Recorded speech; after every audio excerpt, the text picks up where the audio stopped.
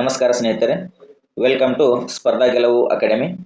ಇವತ್ತಿನ ನಾವು ಈ ವಿಡಿಯೋದಲ್ಲಿ ಏನದವಪ್ಪ ಅಂದ್ರೆ ಸುಮಾರು ಕರೆಂಟ್ ಅಫೇರ್ಸ್ಗಳನ್ನು ಕವರ್ ಮಾಡೋಣ ಸ್ನೇಹಿತರೆ. ಸ್ಪೆಷಲಿ ಯಾವ ಅಂತಪ್ಪ ಅಂದ್ರೆ ಡಿಸೆಂಬರ್ 2025 ಎಷ್ಟು ಯಾಕಪ್ಪ ಅಂದ್ರೆ ಈಗ ನೆಕ್ಸ್ಟ್ PC ಎಕ್ಸಾಮ್ಸ್ ಅದ, ಹಾಗೆ KPC ಇಂದ ಹಲವಾರು ನೇಮಕಾತಿಗಳಿಗೆ ಆಗುವುದದ ಮತ್ತು KA ವಿಲೇಜ್ ಅಕೌಂಟೆಂಟ್ ಕೂಡ ಇನ್ನೇನು ಕೆಲವೇ ದಿನಗಳಲ್ಲಿ ಕೂಡ ಕನ್ಫರ್ಮ್ ಮಾಡ್ಲಕತ್ತಾನ. ಸೊ ಹಾಗಾಗಿ ಏನೈತಲ್ಲ, ಈ ಜನವರಿಯಿಂದ ನಾವು ಕರೆಂಟ್ ಅಫೇರ್ಸ್ ಓದೋಕ್ಕಿಂತ ಈ ಡಿಸೆಂಬರ್ 2025ರಿಂದ ಟಿಲ್ ಎಕ್ಸಾಮ್ ಯಾವಾಗಿರುತ್ತೋ ಅದ್ರ ಹಿಂದಿನ ಮಂತ್ವರೆಗೂ ನಾವು ಕರೆಂಟ್ ಅಫೇರ್ಸ್ ಕವರ್ ಮಾಡಬೇಕಾಗುತ್ತೆ. ಹಾಗಾಗಿ ಏನೈತಲ್ಲ, ನಾವು ಈ ಡಿಸೆಂಬರ್ದಿಂದ ಡಿಸೆಂಬರ್ದಿಂದನೇ ಕರೆಂಟ್ ಅಫೇರ್ಸ್ ಫುಲ್ ಕವರ್ ಮಾಡಕತ್ತೀನಿ. ಈ ಸಿರೀಸ್ ಸ್ಟಾರ್ಟ್ ಆಗಕತ್ತೈತಿ. ಇದು ಸ್ಪೆಷಲಿ ಈ ನೆಕ್ಸ್ಟ್ ಬರುವಂತ ಎಲ್ಲಾ ಎಕ್ಸಾಮ್ಗಳಿಗೂ ಹೆಲ್ಪ್ಫುಲ್ ಆಗುವಂತ ಕರೆಂಟ್ ಅಫೇರ್ಸ್ ಅದ. ಹಾಗಾಗಿ ಯಾರು ವಿಡಿಯೋ ನೋಡ್ತಿರಲ್ಲ ಅವ್ರು ಕಂಪ್ಲೀಟ್ ಆಗಿ ನೋಡ್ರಿ. ಅರ್ಧಂಬರ್ಧ ನೋಡೋದ್ರಿಂದ ನಿಮಗೆ ಅರ್ಧಂಬರ್ಧ ನಾಲೆಜ್ ಸಿಗುತ್ತೆ. ಈಗ ಒಂದು ವಿಡಿಯೋ ಇದೇ ಆಯ್ತಲ್ಲ, ನೀವು ಯಾರದೇ ಕ್ಲಾಸ್ ಕೇಳ್ರಿ, ಯಾರದೇ ಕರೆಂಟ್ ಅಫೇರ್ಸ್ ಕೇಳ್ರಿ, ಒಂದ್ಸಲ ಸ್ಟಾರ್ಟ್ ಮಾಡಿದ್ರಂದ್ರೆ ಆ ವಿಡಿಯೋ ಕಂಪ್ಲೀಟ್ ಆಗಿ ನೋಡ್ರಿ, ಅರ್ಧಂಬರ್ಧ ನೋಡಕ್ ಹೋಗ್ಬೇಡ್ರಿ. ಓಕೆ, ಸರಿ, ಇವತ್ತಿನ ಕ್ಲಾಸ್ ಸ್ಟಾರ್ಟ್ ಮಾಡೋಣ ಬರ್ರಿ. ಕ್ವಶನ್ ಏನದಪ್ಪ ಅಂದ್ರೆ, ಡಿಸೆಂಬರ್ 2025ರಲ್ಲಿ ಪ್ರಧಾನಮಂತ್ರಿ ಆದಂತ ನರೇಂದ್ರ ಮೋದಿ ಅವರು ಅಧ್ಯಕ್ಷ ವಹಿಸಿದ 60ನೇ ಪೊಲೀಸ್ ಡೈರೆಕ್ಟರ್ ಜನರಲ್ ಅಥವಾ ಇನ್ಸ್ಪೆಕ್ಟರ್ ಜನರಲ್ ಸಮ್ಮೇಳನ ಯಾವ ನಗರದಲ್ಲಿ ನಡೆಯಿತು ಅಂತೇಳಿ ಪ್ರಶ್ನೆ ಕೇಳಲಾಗಿತ್ತು. Option A Hyderabad, option B Gandhinagar, option C Raipur, option D Bhubaneswar.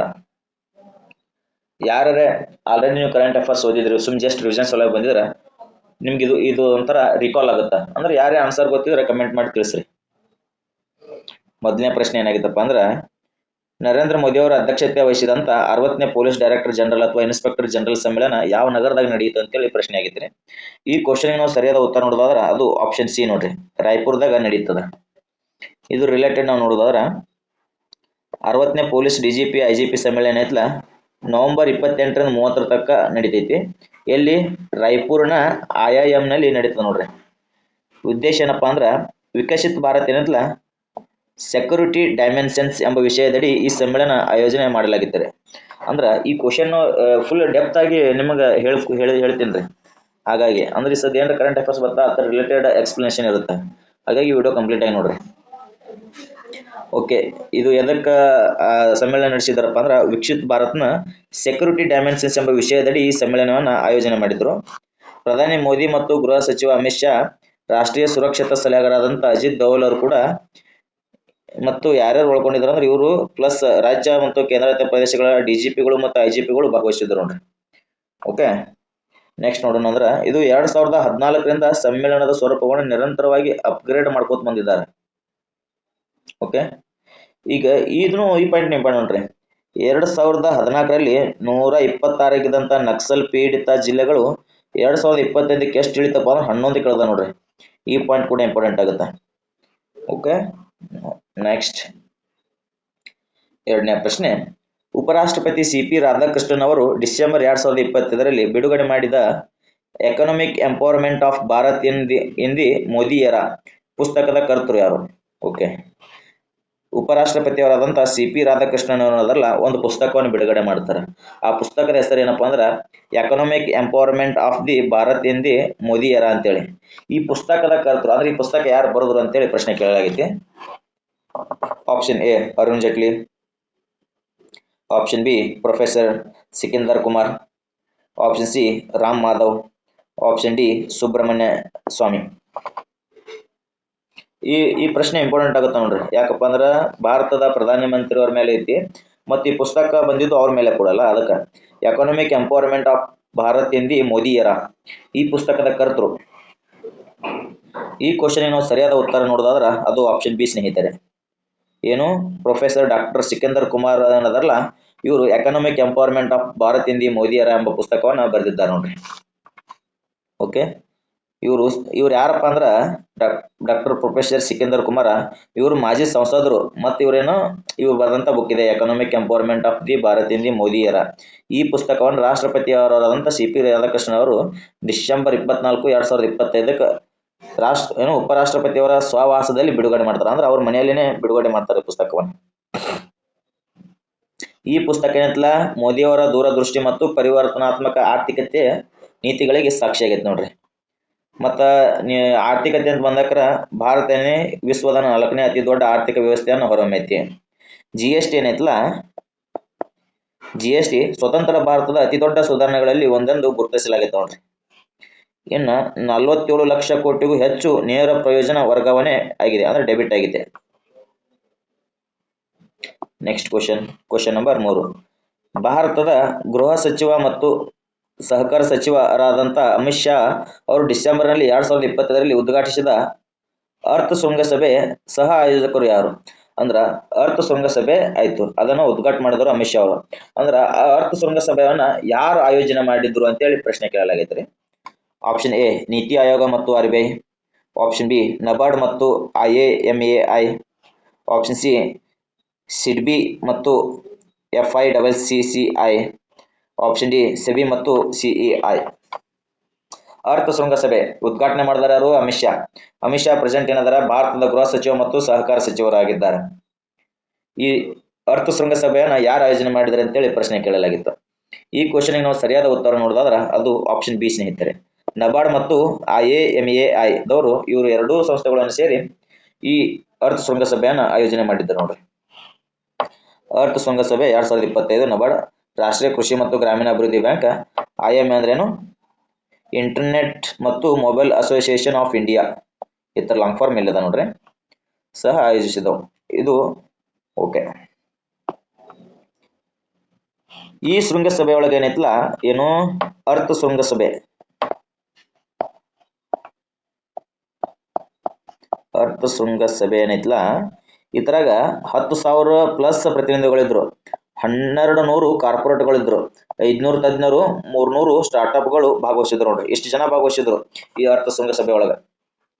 ಸಹಕಾರಿ ವಲಯಕ್ಕೆ 13 ಪ್ಲಸ್ ಹೊಸ ಡಿಜಿಟಲ್ ಸೇವೆಗಳನ್ನು ಪ್ರಾರಂಭಿಸಲಾಯ್ತ್ರಿ. ಅಂದ್ರೆ ಯಾವುದು? ಸಹಕಾರಿ ವಲಯಕ್ಕೆ 13 ಪ್ಲಸ್ ಹೊಸ ಡಿಜಿಟಲ್ ಸೇವೆಗಳನ್ನು ಪ್ರಾರಂಭ ಮಾಡಿದ್ರು.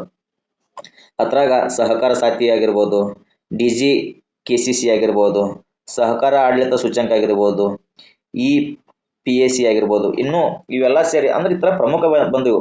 ಸಹಕಾರ ಸಾಥಿ, DGKCC ಆಗಿರ್ಬೋದು, ಸಹಕಾರ ಆಡಳಿತ ಸೂಚ್ಯಂಕ ಮತ್ತು EPAC ಇವೆಲ್ಲ ಇಂಪಾರ್ಟೆಂಟ್. ಬಟ್ ಅದ್ರ ಜೊತೆಗೆ 13 ಪ್ಲಸ್ ಡಿಜಿಟಲ್ ಸೇವೆಗಳನ್ನು ಪ್ರಾರಂಭ ಮಾಡ್ತಾರೆ ನೋಡ್ರಿ. ಭಾರತದಲ್ಲಿ ಏನೈತಲ್ಲ 49 ಲಕ್ಷ ನೈಸರ್ಗಿಕ ರೈತರಿದ್ದಾರೆ. ಗುರಿ ಉದ್ದೇಶ ಏನಪ್ಪ ಅಂದ್ರೆ 2030ರೊಳಗೆ 20% ಮತ್ತು 2035ರೊಳಗೆ 40% ಸಾವಯವ ಉತ್ಪನ್ನಗಳನ್ನು ಜಾಗತಿಕ ಮಾರುಕಟ್ಟೆಗೆ ಪಾಲನ ಗುರಿಯಾಗಿಸುವ ಉದ್ದೇಶವನ್ನು ಹೊಂದಿದ್ದಾರೆ ನೋಡ್ರಿ. ಅರ್ಥ ಶೃಂಗಸಭೆಯ ಉದ್ದೇಶಗಳು: ಎಷ್ಟು ಜನ ಭಾಗವಹಿಸಿದ್ರು, ಯಾವ್ಯಾವ ಹೊಸ ಡಿಜಿಟಲ್ ಪ್ಲಾಟ್ಫಾರ್ಮ್ಗಳನ್ನು ಪ್ರಾರಂಭ ಮಾಡಿದ್ರು, ಮತ್ತು ನಮ್ಮ ಭಾರತನಾಗ ಎಷ್ಟು ಜನ ನೈಸರ್ಗಿಕ ರೈತರಿದ್ದಾರೆ, ಪ್ಲಸ್ 2030-35 ಏನು ಗುರಿ ಹೊಂದಿದ್ದಾರೆ. ಈ ಪ್ರಶ್ನೆ ಡಿಟೇಲ್ ಆಯ್ತಿದು. ಓಕೆ, ಈ ವಿಡಿಯೋ ನಿಮಗೆ ಲೈಕ್ ಆಗಿತ್ತಪ್ಪ ಅಂದ್ರೆ ಫಸ್ಟ್ ಈ ವಿಡಿಯೋಕ್ಕೆ ಒಂದು ಲೈಕ್ ಕೊಡ್ರಿ. ಫಸ್ಟ್ ನಮ್ಮ ಚಾನಲ್ ಯಾರೇ ನೋಡಕತ್ತೀರ ನಮ್ಮ ಯೂಟ್ಯೂಬ್ ಚಾನಲ್ ಸಬ್ಸ್ಕ್ರೈಬ್ ಮಾಡ್ಕೊರಿ. ಹಾಗೆ ಪಕ್ಕದಲ್ಲಿರುವಂಥ ಬೆಲ್ ಐಕನ್ ಮೇಲೆ ಕ್ಲಿಕ್ ಮಾಡೋದು ಮರಿಬೇಡ. ಬರ್ರಿ ನೆಕ್ಸ್ಟ್ ಕ್ವಶನ್ ನೋಡೋಣ. Question number 4. ಡಿಸೆಂಬರ್ 2025ರಲ್ಲಿ ನಡೆದಂಥ 60ನೇ ಪೊಲೀಸ್ ಅಥವಾ DGP IGG ಸಮ್ಮೇಳನ ಮುಖ್ಯ ವಿಷಯವೇನು? ಅವಾಗಲೇ ಈ ಕ್ವಶನ್ ಡೆಪ್ತ್ ಆಗಿ ಹೇಳಿಬಿಟ್ಟಿದ್ದೀನಿ. ಈಗ ಜಸ್ಟ್ ನೀವೇನಿತ್ತಲ್ಲ ಹೇಳ್ರಿ, ಆನ್ಸರ್ ಹೇಳ್ರಿ ನೋಡೋಣ. Option A digital India policing in 21 century, option B Viksit Bharat security dimensions, option C smart policing for smart cities, option D technology driven internal securities. ಈ ಸಮ್ಮೇಳನದನ್ನ ಆಲ್ರೆಡಿ ನಿಮಗೆ ಎಕ್ಸ್ಪ್ಲೈನ್ ಮಾಡಿಬಿಟ್ಟಿದ್ದೀನಿ, ಏನು ಮಾಡಿದ್ರು ಎದಕ್ಕೆ ಮಾಡಿದ್ರು ಅಂತ ಹೇಳಿಕೆರೆ. ಹಾಗಾಗಿ ಈ ಕ್ವಶನ್ಗೆ ಏನಿತ್ತಲ್ಲ ನೀವೇ ಆನ್ಸರ್ ಕೊಡಬೇಕು. ಫಸ್ಟ್ ಕಮೆಂಟ್ ಮಾಡಿ ತಿಳಿಸಿ ನೋಡೋಣ.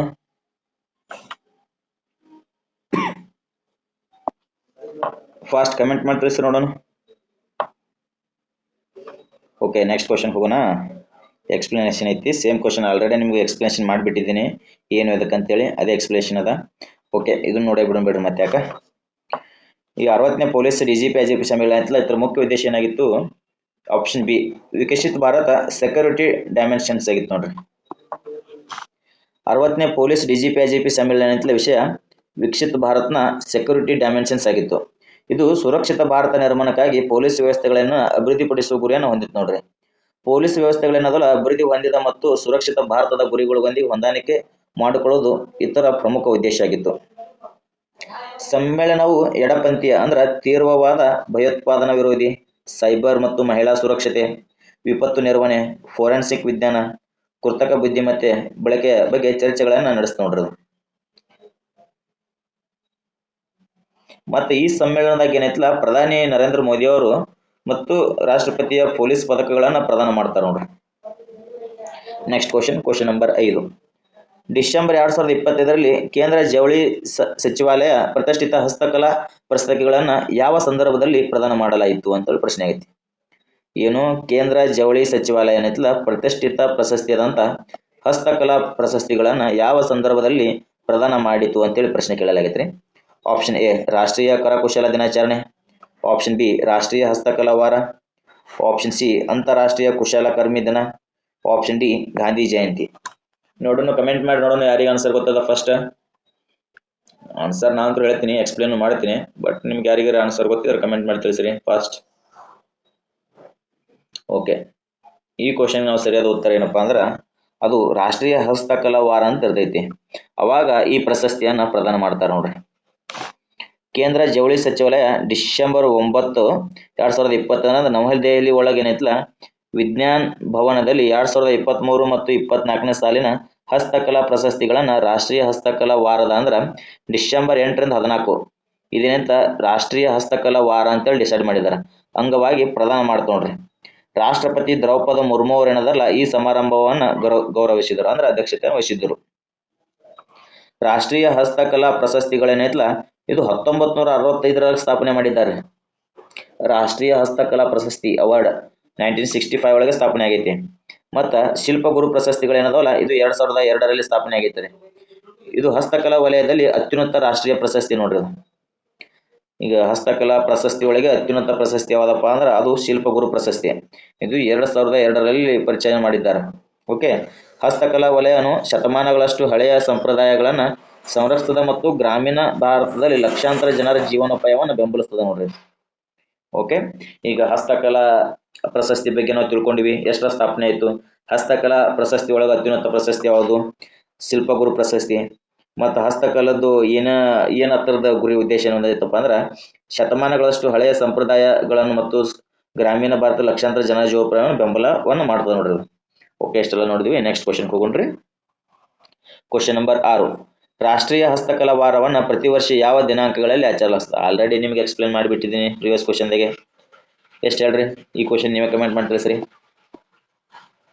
ನೆಕ್ಸ್ಟ್ ಕ್ವಶನ್, PLI ಯೋಜನೆಯಡಿ ಡಿಸೆಂಬರ್ 2025 ವೇಳೆಗೆ ಒಟ್ಟು ಎಷ್ಟು ವಲಯಗಳಲ್ಲಿ ಉತ್ತೇಜನಗಳನ್ನು ವಿತರಿಸಲಾಗಿದೆ ಅಂತ ಐತ್ರಿ.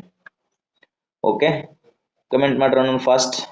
Option A 10, option B 12, option C 14, option D 16. ಈ ಕ್ವಶನ್ ಸರಿಯಾದ ಉತ್ತರ ನೋಡಿದ್ರೆ ಅದು ಆಪ್ಷನ್ ಸಿ ಸ್ನೇಹಿತರೆ, 14 ವಲಯಗಳಿಗೆ ವಿತರಿಸಲಾಗ್ತದೆ ನೋಡ್ರಿ. PLI ಅಂದ್ರೇನು? ಉತ್ಪಾದನಾ ಸಂಯೋಜಿತ ಉತ್ತೇಜನ ಯೋಜನೆ ಐತಲ್ಲ, 14 ವಲಯಗಳಲ್ಲಿ ದೇಶೀಯ ಉತ್ಪಾದನೆಯನ್ನು ಹೆಚ್ಚಿಸುವ ಉದ್ದೇಶದಿಂದ ಹೂಡಿಕೆಯನ್ನು ಆಕರ್ಷಿಸುವ ಸಲುವಾಗಿ ರಫ್ತುಗಳನ್ನು ಉತ್ತೇಜಿಸಲು ಮತ್ತು ಉದ್ಯೋಗ ಸೃಷ್ಟಿಗೆ ಅನುಷ್ಠಾನಗೊಳಿಸಲಾಗಿತ್ತು ನೋಡ್ರಿ. ಡಿಸೆಂಬರ್ 31, 2025 ವೇಳೆಗೆ ಈ ಯೋಜನೆಗಳು 2.16 ಲಕ್ಷ ಕೋಟಿಗೂ ಹೆಚ್ಚು ಸಂಚಿತ ಹೂಡಿಕೆಯನ್ನು ಆಕರ್ಷಿಸಿವೆ. ಈಗ ನಾರ್ಮಲಿ ಕೇಳ್ತಿರ್ತಾನ್ರಿ ನಿಮಗೆ ಏನು PLI ವಿಸ್ತೃತ ರೂಪ ಹೇಳ್ರಿ ಅಂತ ಹೇಳಿ ಕೇಳ್ತಿರ್ತಾನೆ. ಹಾಗಾಗಿ ನಮ್ಗೆ ಗೊತ್ತಿರಬೇಕು ಏನು PLI ಅಂದ್ರ production linked initiative.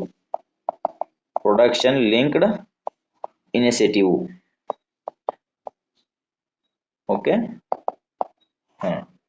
Production linked initiative. ಸಂಚಿತ ಉತ್ಪಾದನೆ ಮಾರಾಟ ಎಷ್ಟದ? 20.41 ಲಕ್ಷ ಕೋಟಿಗೂ ಹೆಚ್ಚದ ನೋಡ್ರಿ. ರಫ್ತು ಎಷ್ಟೈತಿ?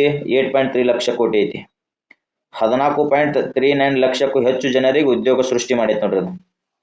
ಎಲೆಕ್ಟ್ರಾನಿಕ್ಸ್ ವಲಯದಲ್ಲಿನೇ 15,554 ಕೋಟಿ. ಆಟೋಮೊಬೈಲ್ ವಲಯದಲ್ಲಿ 2,377 ಕೋಟಿ ಉತ್ತೇಜನಗಳು ವಿತರಿಸಲಾಗಿದೆ ನೋಡ್ರಿ.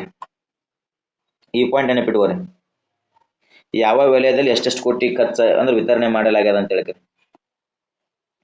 ನೆಕ್ಸ್ಟ್ ಕ್ವಶನ್, ಕರ್ನಾಟಕದಲ್ಲಿ ಆರೋಗ್ಯ ಸೇತು ಮೊಬೈಲ್ ಆರೋಗ್ಯ ಘಟಕಗಳನ್ನ ಡಿಸೆಂಬರ್ 2025 ಉದ್ಘಾಟಿಸಿದವರು ಯಾರು ಅಂತ ಪ್ರಶ್ನೆ ಆಗೈತಿ. ಆರೋಗ್ಯ ಸೇತು ಮೊಬೈಲ್ ಘಟಕಗಳನ್ನು ಡಿಸೆಂಬರ್ 2025 ಉದ್ಘಾಟನೆ ಮಾಡಿದವರು ಯಾರು ಅಂತೇಳಿ ಪ್ರಶ್ನೆ ಆಗಿದೆ.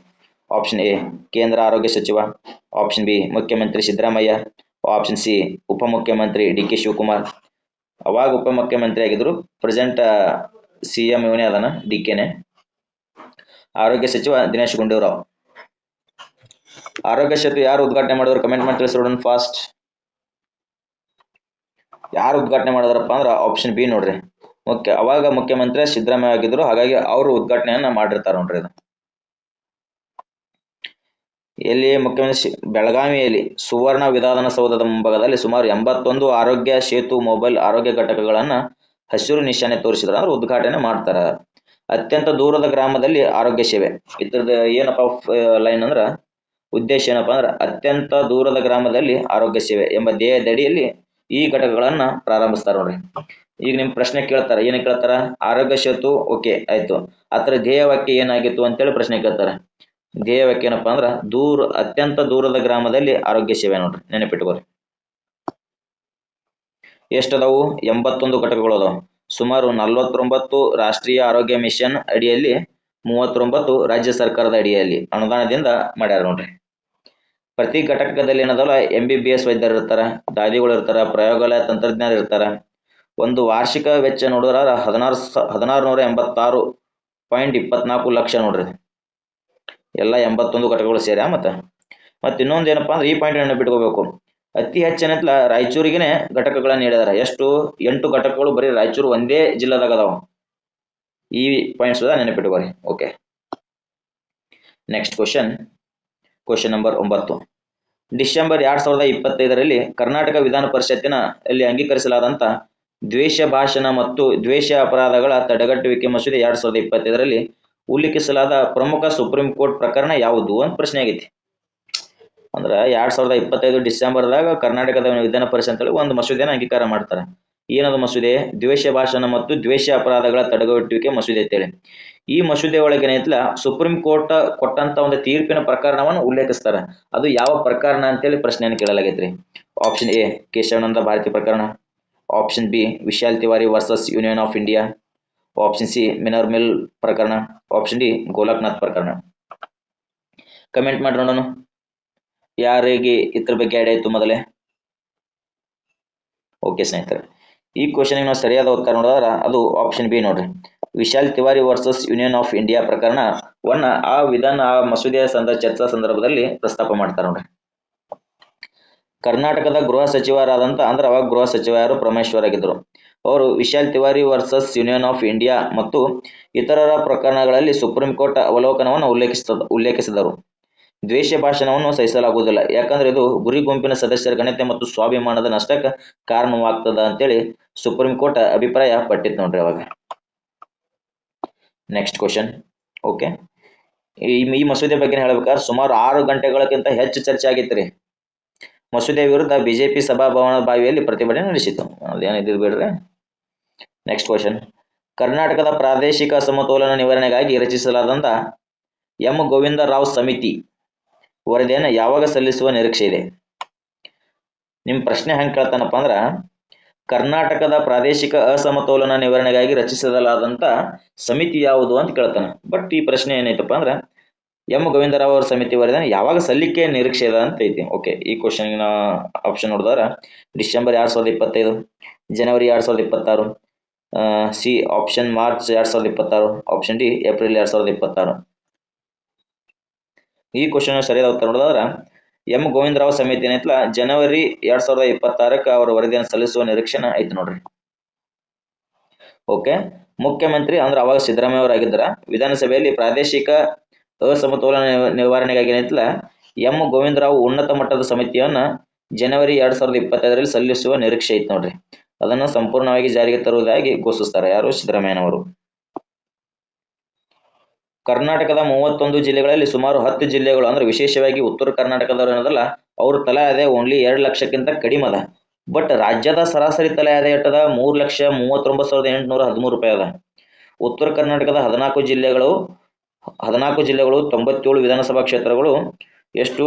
2.96 ಕೋಟಿ ಜನಸಂಖ್ಯೆ ಐತಿ. ಅಂದ್ರೆ 114 ಹಿಂದುಳಿದ ತಾಲೂಕುಗಳಿಗೆ 8 ವರ್ಷಗಳಲ್ಲಿ 31,000 ಕೋಟಿ ಅನುದಾನ ನೀಡುವುದಾಗಿ ಹೇಳಿದ್ದಾರೆ ನೋಡ್ರಿ. ಇದು ಒಳ್ಳೆ ಇನಿಷಿಯೇಟಿವ್ ಅಂತಾನೆ ಹೇಳ್ಬೋದು ನೋಡ್ರಿ. ಕರ್ನಾಟಕದ ರಾಜ್ಯದ ಸರಾಸರಿ ತಲಾದಾಯ ಎಷ್ಟೈತಿ? 3,39,813 ಐತಿ. ಓನ್ಲಿ ನಮ್ಮ ಉತ್ತರ ಕರ್ನಾಟಕದ ತಲಾದಾಯ ನೋಡಿದ್ರೆ 2 ಲಕ್ಷಕ್ಕಿಂತ ಕಡಿಮೆ ಅದ. ಅಂದ್ರೆ ನೀವು ತಿಳ್ಕೊರಿ ಉತ್ತರ ಕರ್ನಾಟಕದವ್ರು ಎಷ್ಟು ಹಿಂದದೀವಿ ಅಂತೇಳಿನ. Okay, next question. ಡಿಸೆಂಬರ್ 2025ರಲ್ಲಿ ತೆಲಂಗಾಣ ಪ್ರಜಾವಾಣಿ ಕಾರ್ಯಕ್ರಮದ 2ನೇ ವಾರ್ಷಿಕೋತ್ಸವದಲ್ಲಿ ಶೇಕಡ ಎಷ್ಟು ಅರ್ಜಿಗಳನ್ನ ಪರಿಹರಿಸಲಾಗಿದೆ ಎಂದು ಉಪಮುಖ್ಯಮಂತ್ರಿಯವರಾದಂಥ ಮಲ್ಲು ಭಟ್ಟಿ ವಿಕ್ರಮ್ ಹೇಳಿದರು ಅಂತೇಳಿ ಪ್ರಶ್ನೆ ಆಗಿದೆ. Option A 50%, option B 62%, option C 74%, option D 85%. ಈ ಕ್ವಶನ್ ಸರಿಯಾದ ಉತ್ತರ ನೋಡಿದ್ರೆ ಅದು ಆಪ್ಷನ್ ಸಿ ಸ್ನೇಹಿತರೆ, 74% ಬಗೆಹರಿಸಿದ್ದಾರೆ ಅದು ನೋಡ್ರಿ. ತೆಲಂಗಾಣದ ಉಪಮುಖ್ಯಮಂತ್ರಿಯವರು ಯಾರು? ಮಲ್ಲು ಭಟ್ಟಿ ವಿಕ್ರಮ್ ಅವರು. ಅವರೇನು ಪ್ರಜಾವಾಣಿ ಸಾರ್ವಜನಿಕ ದೂರು ಪರಿಹಾರವನ್ನ ಕಾರ್ಯಕ್ರಮ ಸ್ಟಾರ್ಟ್ ಮಾಡಿರ್ತಾರೆ. ಅದರ ಸುಮಾರು 74% ಅರ್ಜಿಗಳನ್ನು ಪರಿಹರಿಸಿದ್ದಾರೆ ಅಂತ ಹೇಳಿಕೊಂಡಿದ್ದಾರೆ. ಅಂದ್ರ 1,07,829 ಅರ್ಜಿಗಳು ಬಂದಿದ್ದು, ಅದರಾಗ 64,626 ಅರ್ಜಿಗಳನ್ನು ಪರಿಹರಿಸಲಾಗಿದೆ ಅಂತೇಳಿ ಮಲ್ಲು ಭಟ್ಟಿ ವಿಕ್ರಮ್ ಅವರು ಹೇಳಿದ್ದಾರೆ ನೋಡ್ರಿ. ಈ ಯೋಜನೆ ಬಗ್ಗೆ ನೋಡೋದಾದ್ರೆ, ನಾವು ಸ್ಕೀಮ್ ಬಗ್ಗೆ ನೋಡಿದ್ರೆ, ಪ್ರಜಾವಾಣಿ ಮಂಗಳವಾರ ಮತ್ತು ಶುಕ್ರವಾರ ನಡೆಸ್ತಾರೆ. ಓಕೆ, ಬೇಗಂಪಟ್ನ ಮಹಾತ್ಮ ಜ್ಯೋತಿಬಾ ಫುಲೆ ಪ್ರಜಾಭವನದಲ್ಲಿ ಈ ಕಾರ್ಯಕ್ರಮವನ್ನು ನಡೆಸ್ತಾರೆ ನೋಡ್ರಿ. ವಿಶೇಷ ದೂರು ಟ್ರ್ಯಾಕಿಂಗ್ ಸಾಫ್ಟ್ವೇರ್ ಅನ್ನು ಮತ್ತು ಕೇಂದ್ರ ಸುಶಾಸನದ ಕೇಂದ್ರದ ಸಹಾಯದಿಂದ ಅಭಿವೃದ್ಧಿಪಡಿಸಲಾಗಿತ್ತು. ಕಾರ್ಯಕ್ರಮದ ಮೂಲಕ 242 RTC ಉದ್ಯೋಗಗಳನ್ನು ಪುನಃಸ್ಥಾಪಿಸಲಾಯಿತು ನೋಡ್ರಿ. Next question. PLI ಯೋಜನೆಯಡಿ ಡಿಸೆಂಬರ್ 2025ರೊಳಗೆ ಎಲೆಕ್ಟ್ರಾನಿಕ್ ವಲಯದಲ್ಲಿ ಎಷ್ಟು ಕೋಟಿ ರೂಪಾಯಿ ಉತ್ತೇಜನಗಳನ್ನು ವಿತರಿಸಲಾಗಿತ್ತು? ಆಲ್ರೆಡಿ ಈ ಸ್ಕೀಮ್ ಬಗ್ಗೆ ನಿಮ್ಗೆ ಏನು ಡೀಟೇಲ್ ಆಗಿ ಎಕ್ಸ್ಪ್ಲನೇಷನ್ ಮಾಡಿಬಿಟ್ಟಿದ್ದೀನಿ ಪ್ರಿವಿಯಸ್ ಕ್ವಶನ್ದಾಗ. PLI ಅಂದ್ರೆ ಏನ್ರಿ? ಫಸ್ಟ್ PLI ಅಂದ್ರೇನು? Production linked initiative. ಓಕೆ,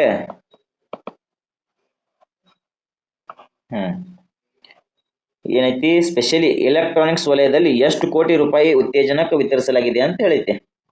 ನಿಮ್ಗೆ ಹೇಳಿನಿ, ಎಲೆಕ್ಟ್ರಾನಿಕ್ಸ್ ಕೆಟ್ಟು, ಆಟೋಮೊಬೈಲ್ ಕೆಟ್ಟು ಎಲ್ಲ ಎಕ್ಸ್ಪ್ಲನೇಷನ್ ಐತಿ ಪ್ರಿವಿಯಸ್ ಕ್ವಶನ್ದಾಗ.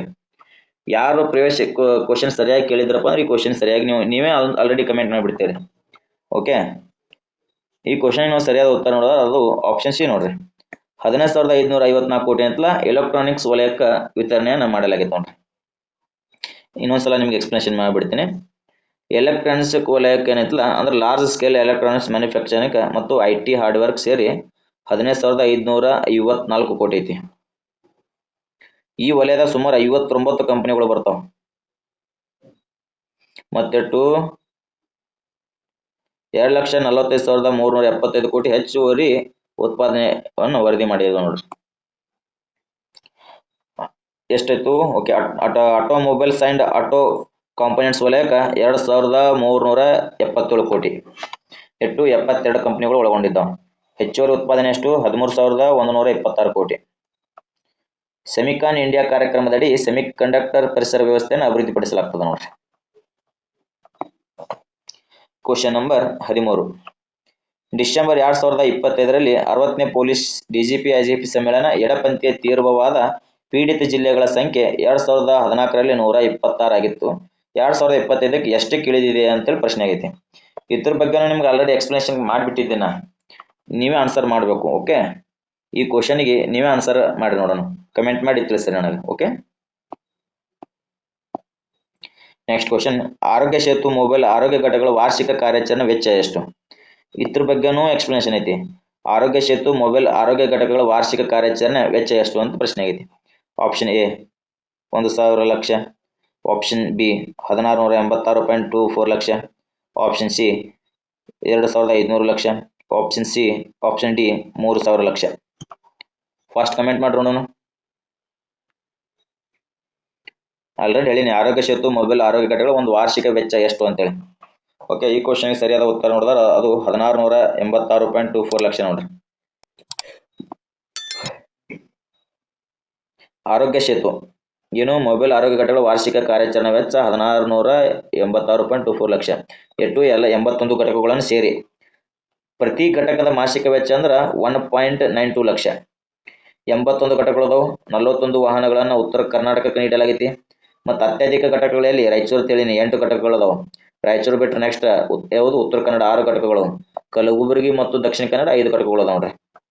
4 ಘಟಕಗಳು ಪಡೆದಂಥ ಜಿಲ್ಲೆಗಳು ಯಾವ ಅಂದ್ರೆ ಬೆಳಗಾವ, ರಾಮರಾಜನಗರ, ಕೊಡಗು, ಮೈಸೂರು, ಉಡುಪಿ, ವಿಜಯನಗರ. ಓಕೆ, ಇದು ನೆನಪಿಟ್ಕೋರಿ. ಅತ್ಯಧಿಕ ಘಟಕ ಅಂದ್ರೆ ರಾಯಚೂರು ಬರಬೇಕು. ರಾಯಚೂರು ಬಿಟ್ಟರೆ ಉತ್ತರ ಕನ್ನಡ 6, ರಾಯಚೂರು 8, ದಕ್ಷಿಣ ಕನ್ನಡ 5.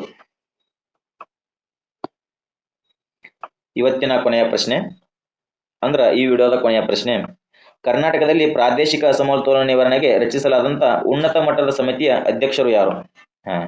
ಇದು ನಿಮಗ ಅದು ಪ್ರಿವಿಯಸ್ ಸ್ಲೈಡ್ ನ ಕ್ವಶನ್ ಬಂದಿತ್ತು, ಅಲ್ಲೇ ಎಕ್ಸ್ಪ್ಲನೇಷನ್ ಮಾಡಿಬಿಟ್ಟಿದ್ದಾನ ಕ್ವಶನ್ ಯಾವ ತರ ಅರೈಸ್ ಮಾಡ್ತಾನೆ ಅಂತ ಹೇಳ್ತಾರೆ. Option A doctor C Rangarajan, option B professor M Govindarao, option C doctor Vijay Kelkar, option D professor Raghavendra Pourohitya. ಪ್ರಶ್ನೆ ಏನದ, ಕರ್ನಾಟಕದ ಪ್ರಾದೇಶಿಕದ ಅಸಮತೋಲನ ನಿವಾರಣೆಗಾಗಿ ರಚಿಸದಲ್ಲಂತ ಉನ್ನತ ಮಟ್ಟದ ಸಮಿತಿಯ ಅಧ್ಯಕ್ಷರು ಯಾರು ಅಂತೇಳಿ ಪ್ರಶ್ನೆ ಆಗೈತಿ. ಬಹಳ ಸಿಂಪಲ್ ಪ್ರಶ್ನೆ ಇದೆ. Option B professor M Govinda Rao ಅವರು ಅಧ್ಯಕ್ಷತೆಯನ್ನು ವಹಿಸಿರ್ತಾರೆ ನೋಡ್ರಿ. ಓಕೆ, ಪ್ರೊಫೆಸರ್ ಎಂ ಗೋವಿಂದರಾವ್ ಅವರು ಅಧ್ಯಕ್ಷತೆಯಲ್ಲಿ ಉನ್ನತ ಮಟ್ಟದ ಸಮಿತಿ ರಚಿಸಿತು. ಈ ಸಮಿತಿ ವರದಿ ಯಾವಾಗೈತಿ? ಜನವರಿ 2020 ಸಲ್ಲಿಸುವ ನಿರೀಕ್ಷೆಯನ್ನು ಹೊಂದೈತಿ ನೋಡ್ರಿ. ಉತ್ತರ ಕರ್ನಾಟಕದಲ್ಲಿ ಹೈನುಗಾರಿಕೆ ಕಡಿಮೆ ಆಗಿರುವುದು ಹಿಂದುಳಿಕೆಗೆ ಕಾರಣಗಳಲ್ಲಿ ಒಂದತ್ ನೋಡ್ರಿ. ಉತ್ತರ ಕರ್ನಾಟಕದಾಗ ಹೈನುಗಾರಿಕೆ ಕಡಿಮೆ ಆಗಿರೋದು ಹಿಂದುಳಿಯಕ್ಕೆ ಅದು ಒಂದು ಕಾರಣ. ರಾಜ್ಯದ ದೈನಂದಿನ 1 ಕೋಟಿ ಲೀಟರ್ಗೂ ಹೆಚ್ಚು ಹಾಲಿನ ಉತ್ಪಾದನೆಗೆ ಹೋಲಿಸಿದ್ರೆ ಉತ್ತರದ ಹಾಲು ಒಕ್ಕೂಟಗಳಲ್ಲಿ ಕೇವಲ 10 ಲಕ್ಷ ಲೀಟರ್ ಅಷ್ಟೇ ರೀ. ಕರ್ನಾಟಕದಾಗ 1 ಕೋಟಿ ಲೀಟರ್ ಉತ್ಪಾದನೆ ಆದ್ರೆ ಉತ್ತರ ಕರ್ನಾಟಕ ಓನ್ಲಿ 10 ಲಕ್ಷ ಅಷ್ಟೇ. ಅಂದ್ರೆ ರಿಮೈನಿಂಗ್ 90 ಲಕ್ಷ ಏನೈತಿ ಎಲ್ಲ ಸೌತ್ ಕರ್ನಾಟಕದಾಗೆ ಅತಿ ಹೆಚ್ಚು ಹಾಲಿನ ಉತ್ಪಾದನೆ ಆಗುತ್ತೆ ಹಂಗಾದ್ರೆ. ಓಕೆ, ಇದು ಆಗಿತ್ತು ಡಿಸೆಂಬರ್ನ ಅತಿ ಪ್ರಮುಖ ಕರೆಂಟ್ ಅಫೇರ್ಸ್ಗಳು. ಇನ್ನು ಡಿಸೆಂಬರ್ದು ಕೆಲವೊಂದು ವಿಷಯಗಳು ಅದಾವ, ಅವು ಮುಂದಿನ ವಿಡಿಯೋದಲ್ಲಿ ಚರ್ಚೆ ಮಾಡೋಣ. ಈ ವಿಡಿಯೋ ನಿಮ್ಗೆ ಇಷ್ಟ ಆಗಿತ್ತಪ್ಪ ಅಂದ್ರೆ ಒಂದು ಲೈಕ್ ಕೊಡ್ರಿ. ಹಾಗೆ ನಮ್ಮ ಯೂಟ್ಯೂಬ್ ಚಾನಲ್ ಏನೋ ಯಾರು ಸಬ್ಸ್ಕ್ರೈಬ್ ಮಾಡ್ಕೊಂಡಿಲ್ಲ ಅವರೆಲ್ಲ ಸಬ್ಸ್ಕ್ರೈಬ್ ಮಾಡ್ಕೊರಿ. ಪಕ್ಕದಲ್ಲಿರುವಂಥ ಬೆಲ್ ಐಕನ್ ಮೇಲೆ ಕ್ಲಿಕ್ ಮಾಡೋದು ಮರಿಬೇಡ್ರಿ. ಮತ್ತೆ ಸಿಗೋಣ ಮುಂದಿನ ವಿಡಿಯೋದಲ್ಲಿ. ಧನ್ಯವಾದಗಳು.